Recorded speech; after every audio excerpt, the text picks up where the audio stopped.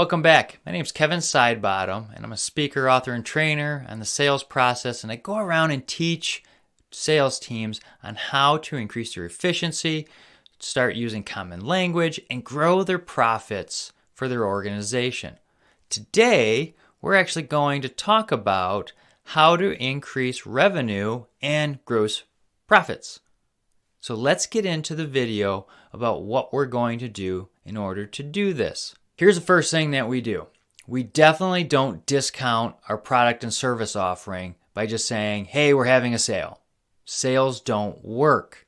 What they do is train your customers to only buy from you at certain times of the year. Take, for instance, Lucky Jeans. They make a fantastic high-quality product. But every Black Friday, I guarantee they're coming out with a 50% off sale to clear out some inventory. Well, when they do that, that's typically when I buy, unless, my waist got bigger or I ripped the jeans. Now, if you teach your customers to do that, what do you think is going to happen with them? Well, you're actually going to decrease your gross profits. The sales don't typically work. Now, when you have a sale, you actually devalue your product and service as well. So we need to make sure when we're talking with our customers, if we do a sale, hey, this is not going to be the same product and service that you already have. We're going to take some things out. Now, we also need to be looking at our cost structures, which is, something that's ongoing. But we definitely just don't want to go after the cheapest price product that we're going to put in. Typically, the cheapest price isn't the best value.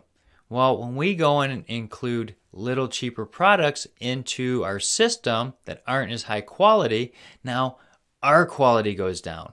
This will actually lower our business in the future because our quality will go down. Our customers will see it because they'll have more failures. What happens? They start looking out at the competition. So if we're going to drop our price and we're going to lower our costs, we need to be cognizant. The product that we're getting needs to be of the same caliber.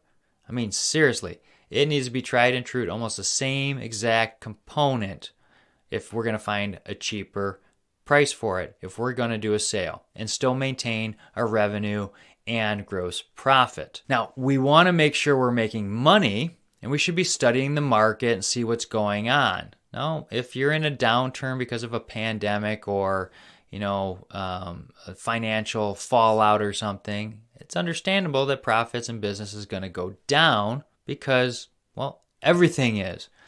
But because you're a strong business, my guess is you've already got some revenues so you can weather any of these kind of storms for at least a year. And if you don't, check out Dave Ramsey and Ramsey Solutions on how you can do that, because they're a fantastic financial company that trains people on how to make sure they have resources called emergency funds. We need to make sure we have that so we can weather storms so we don't have to do fire sales and just try to move inventory. Now, we're going to sit here and build our revenue and our gross profits. Here's how we do that. We use the sales process. Yep, the boring term sales process. We're going to use that. And the reason why we're going to use that is we're going to make more sales by following the process. Just like Navy SEALs use a process when they're prepping for every one of their missions over and over and over again till it's second nature, and then they go execute the mission superbly without issue. That's what we need to do with the sales process. We need to make sure we have that locked down. We should also be looking at the sales process to see if we need to make any tweaks in it at least once a year. That's right. We need to make sure that our sales process is functioning well, answering the 5 buying decisions that the customer has, and driving revenue.